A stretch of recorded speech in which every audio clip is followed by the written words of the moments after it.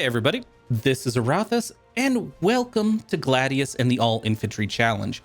Now I decided to come up with this challenge because I noticed that the mid to late game of Gladius typically became a bit lopsided, as the guard would always end up comprised of hordes of armor, the almighty Baneblade, and some aircraft, with the noble guardsmen being conspicuously absent from most armies.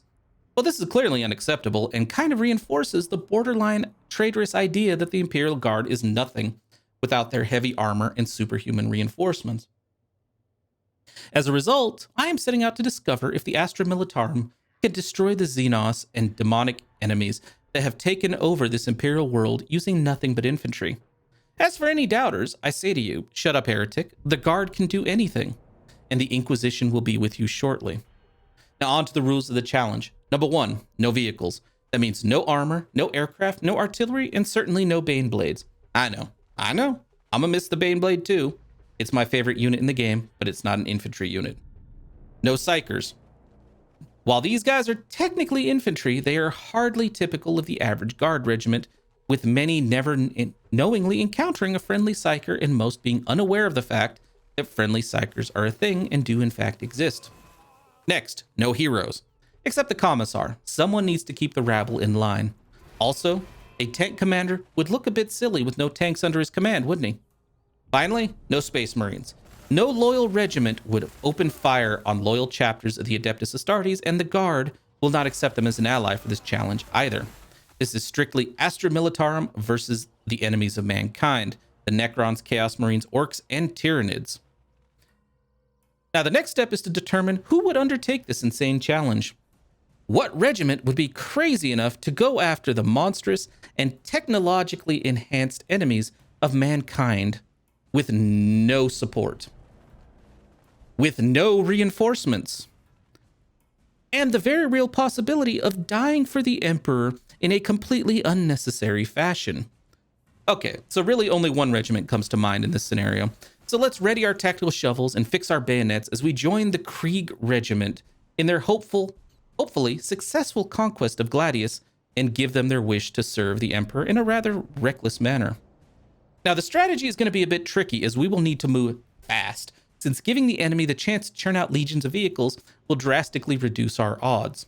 This is going to be a problem, however, as the average guardsman doesn't really move very quickly due to lugging a bunch of gear around and complaining every step of the way, while also keeping their head on a swivel just in case that one trigger-happy Commissar happens to get within hearing range.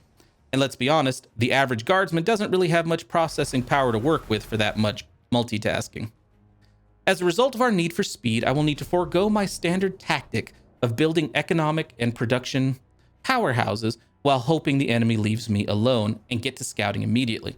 Additionally, I can't chill out and waste resources producing a ton of buildings I don't have the population to run, because that's going to get me killed. I will need to pump troops out at every opportunity or be overrun. Thankfully, not building other units means that I can focus my buildings on food and infantry production, and the same goes for my research, which means we can get to the Tempestus Scions and Bulgrins relatively quickly, and ensuring that we actually stand a chance in this challenge rather than running into Obelisks, Satan, and Hellbrutes early without the forces to slow them down. Now, as our troops scout the map, they find the first signs of a Xenos force, specifically an Orc force. And to be fair, it isn't hard to spot an Orc force, thanks to the garbage, smoke, screaming, and the dumpster fire that is most Orcish fortifications and settlements. This is a very lucky break for me, as the Orcs are often the most dangerous Xenos in the game, for me at least, due to their ability to spam large numbers of vehicles earlier than pretty much every other faction, and the fact that once they get going, they can be exceedingly difficult to slow down. Seriously, if we don't stem the tide of Orcs early, we may not be able to push them back later once they have their big dakas out. And phrasing. However, things are going to escalate quickly as the Orcs prove my point, as you can see, by assaulting us on all fronts with their war buggies and vehicles. Oh, wow. And they're even going to be bringing in a war boss very quickly that's going to begin wrecking our units. Well, guess it's time to get the shovels out, boys. Time to dig in and unleash hell upon the greenskins. well, a worse hell than living in that hovel of theirs. And our strategy needs to start with trying to drive that war boss back into his hole or outright murdering the prick. Now, this isn't going to be easy to do since the orc war boss is pretty much the orkiest of orcs. Oh, great aircraft. The epitome of orkitude, the greenest of greenskins. Well, you get the idea. He's big, he's nasty, and he's going to hit like a runaway chimera. The upside is that he is extremely susceptible to heavy munitions. And the boys from Krieg came prepared. Before they beat this giant green scumbag into the ground with their plethora of shovels, they're going to make sure he eats as many crack grenades and heavy weapon team rockets as possible. Sure, the Def Coptas and buggies are a threat as well, but I want me a war boss scalp. And the troops are going to make sure they get me a fracking war boss scalp, come hell or high water. However, thanks to the sheer damage that low morale can do to the orcs, bringing down the war boss should, I say, should cause the orcs to break and run faster than the treacherous Eldari at the prospect of direct confrontation. You know, or the Tau at the thought of honorable, and admittedly stupid in a sci-fi setting, melee combat. Then again, the orc war boss may very well cut and run away, as he doesn't really care if he loses some orcs, and it's clear that the boys from Krieg got their sights on him. Now, the good news to this whole scenario is that due to our starting location and empty space to the south, we've been able to expand to multiple cities, with the northern and northeastern cities focused on troop production, and the western and southwestern cities that you can see in the mini-map providing the energy needed to run our buildings and the food we need to supply our troops. This leads to us being able to constantly reinforce our troops and keep the orcs reeling. Now, hopefully. Now, this is also assuming that the orcs don't have another city in the fog of war, or that they don't have a massive military off in the shadows dealing with some of the other factions, which is a very real possibility and could very easily ruin our day in much the same way that letting an inquisitor overhear you referring to the holy ordos as psychopaths and genocidal maniacs, despite that statement being completely accurate and entirely true, or asking a space marine what they actually do aside from showing up at the last second and pretending like they did all the work. Now, as you guys can see, we already caused the war boss to cut and run. He really doesn't like those armor-piercing munitions that we have. So I'm really glad we focused on the heavy weapon teams. Now, while we're besieging the putrid stain upon this world that is Rockclaw, we do notice something a bit off. Namely that the orcs are no longer firing in our direction, which could mean that they've lost their damn minds, which is very likely as they are orcs, or there is another faction attempting to take the glory that is rightfully ours. But hey, not to be deterred, we are going to keep pounding on Rockclaw and hope that whoever's lurking in the shadows off to the right there is not sitting there with a very massive force.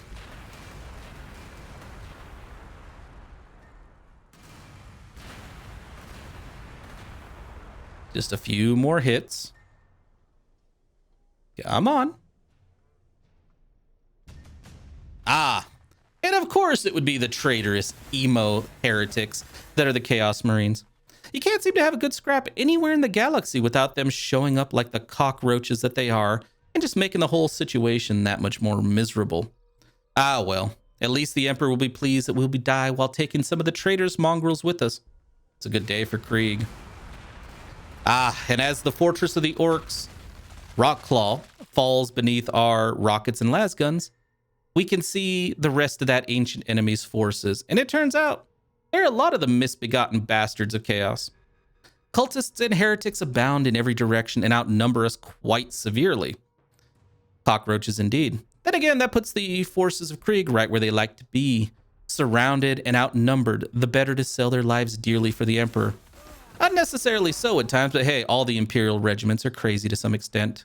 Whether they be the Rambo wannabes of Catachan, the pretty toy soldiers of the Blue Bloods, or the Vostroyans and their complete inability to grasp the concept of camouflage.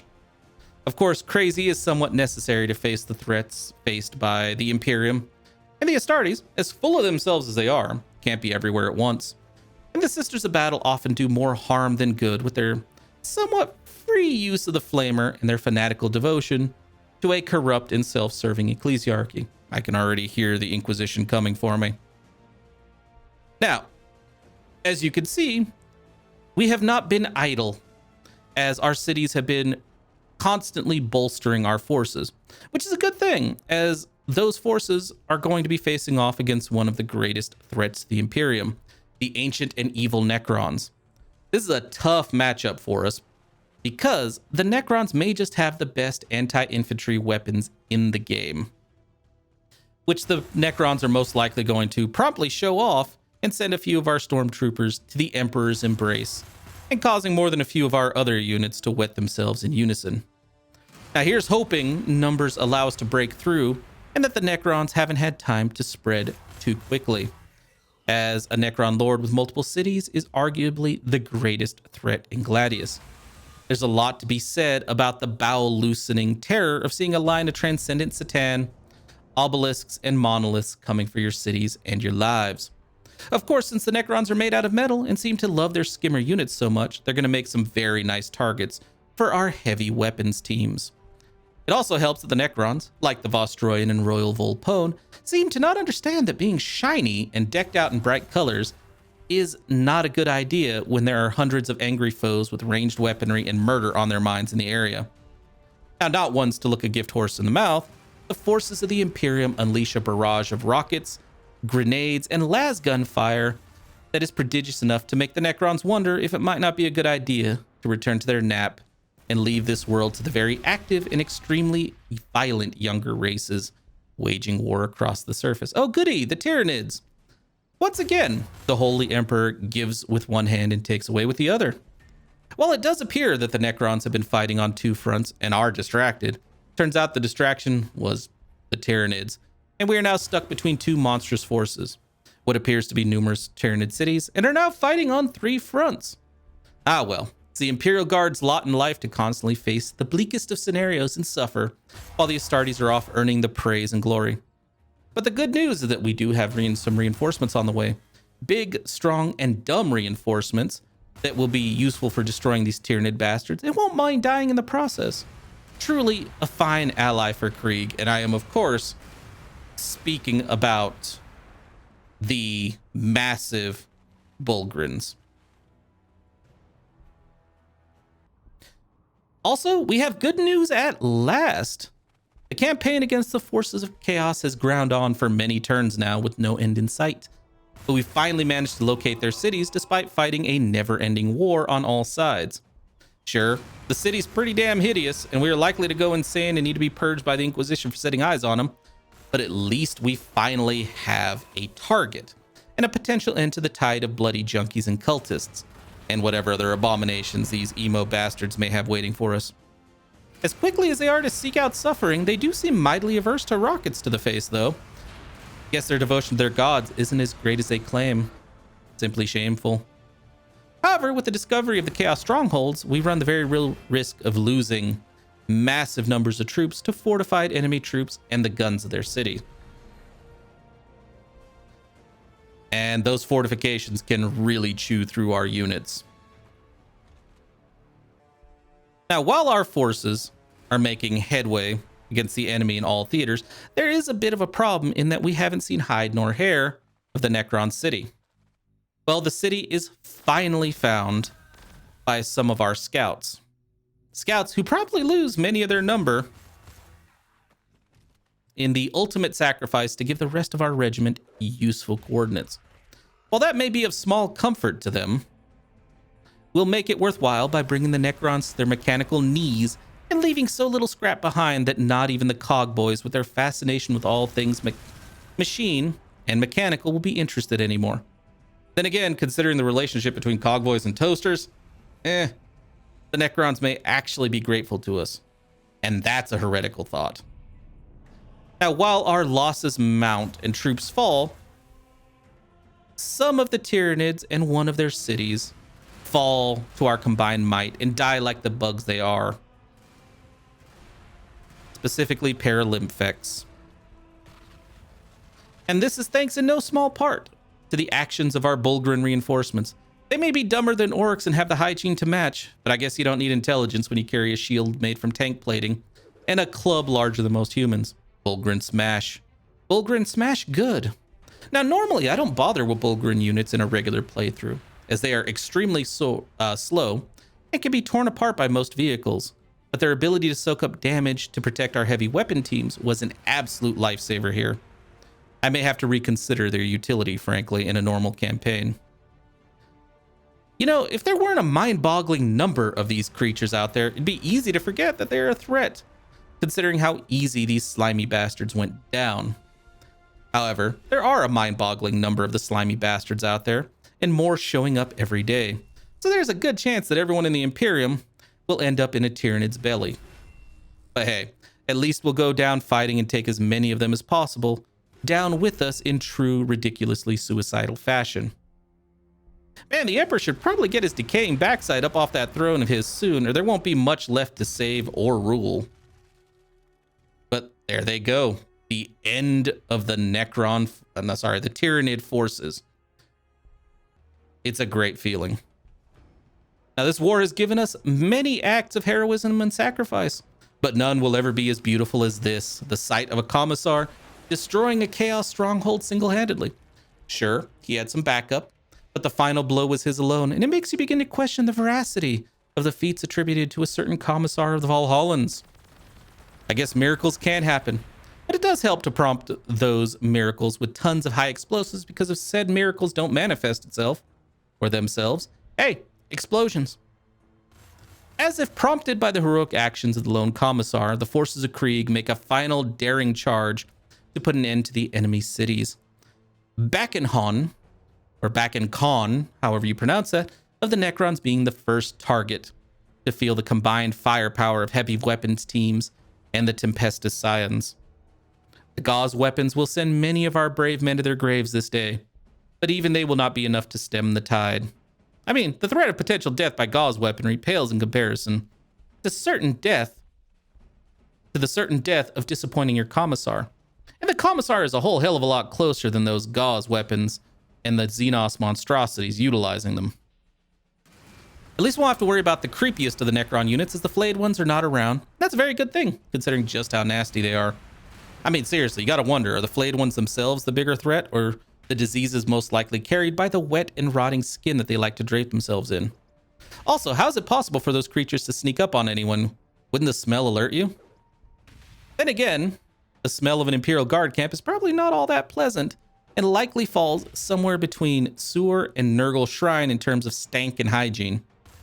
Could be worse, though. Can you imagine the stink coming off a temple, shrine, or stronghold of Slaanesh? Ugh. Now, as if the Necron forces could feel the resolve of the guard, they start to crumple and go dark.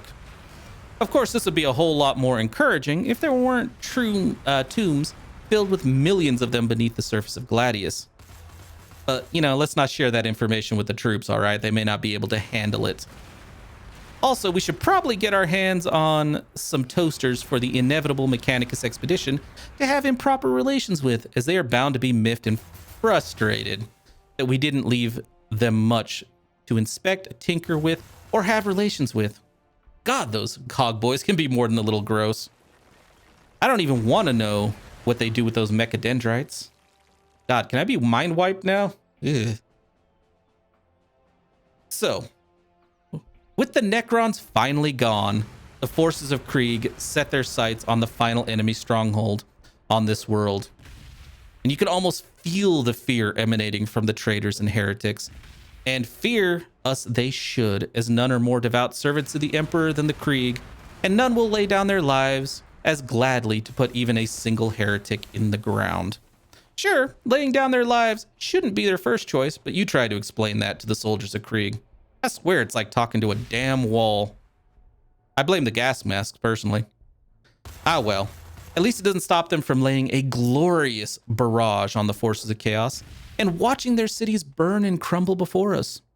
Thankfully, cleaning this place up is not part of the job description for me or the forces of Krieg. Now, as we can see, we are still going to take losses as Chaos is not quite ready to go down. But while the tide of rockets and grenades are effective enough, it's not going to hurt to make sure that your enemy goes down faster and for good. At least according to the Commissar and their commands to bring them down. And as every good guardsman knows, the Commissar is never wrong and you should always comply as quickly as possible. And if the Commissar is, perish the thought, wrong, well, accidents can always happen in the chaos of battle. And then you can look forward to a better Commissar joining our ranks. Because what are the odds of getting multiple bad Commissars? I mean, it's not like the Commissars can be trained by other bad Commissars. The Imperial wouldn't allow that, right? Right? Ah, well. At least our forces won't have to worry about angry Commissars, as who could possibly take issue with the brutally effective and swift charge of the Krieg across this landscape, and with an efficiency and brutality that would make the Astartes and Mechanicus proud. Not that we need the stuck-up bastards' approval, but it would be nice to be acknowledged. And frankly, the concerning abandon with which we threw ourselves at these walls would bring a tear to even the most hardened Commissar's eyes. And in the end, what did we learn? We learned that the forces of Krieg and the Astra Militarum are modern and independent women that don't need no Baneblades to defeat their foes, that they can move quickly when needed, and that if there is a Commissar nearby to keep them motivated, and that yes, it is most definitely possible to defeat the enemies of mankind and beat Gladius Relics of War using nothing but infantry. So with that, if you enjoyed the video, feel free to like, comment, subscribe, or any combination of those actions that suits you today. And let me know if you want to see more content like this in the future. Thank you all so very much for watching.